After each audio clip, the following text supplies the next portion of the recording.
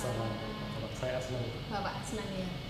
Saya Mbak Ani Handayani dari penulis buku Batik Anti Terorisme sebagai media komunikasi upaya kontraradikalisasi lewat pendidikan dan budaya. Bapak, saya ingin mengetahui di sini bagaimana sejarah berdirinya Museum Pendidikan Indonesia di Universitas Negeri Yogyakarta. Bisa diceritakan singkat? Ya, Museum Pendidikan Indonesia ini berdiri tahun 2008. Sekarang usianya sudah 9 tahun.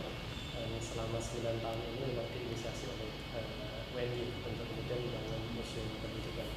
Sampai saat ini lumayan pengunjungannya sudah ada, dan juga ini memang sebagai salah satu sarana pendidikan di WNI dan juga di Yogyakarta. Berdirinya tanggal dan tahun berapa? Tanggal 8 Juli tahun 2008. Tahun barusan ya. Bapak, bagaimana tentang koleksinya Bapak? Koleksi yang mayoritas di sini itu apa berkaitan dengan pendidikan atau budaya atau banyak juga ilmu yang lain? Gitu. Museum ini museum khusus, jadi kami fokus pada pendidikan, termasuk untuk koleksinya juga demikian.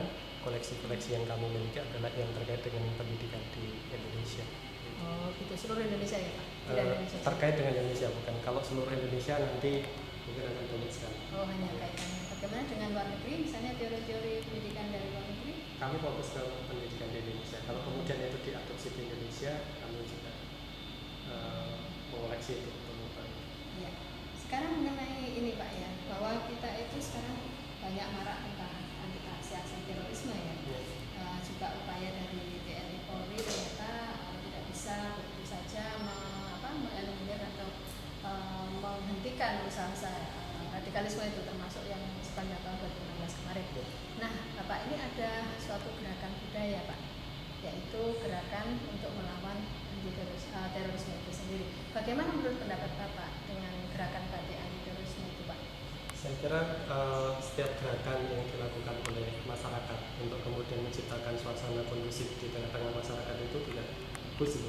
Apapun gerakan itu, selama kemudian sesuai dengan koridor hukum yang ada di Indonesia, gerakan itu, dan juga kemudian sesuai dengan keadaan sosiologis masyarakat Indonesia, itu perlu untuk terus dikembangkan. Pendapat pribadi Bapak untuk untuk perbaikan ataupun mungkin saran bagi gerakan batik anti terorisme.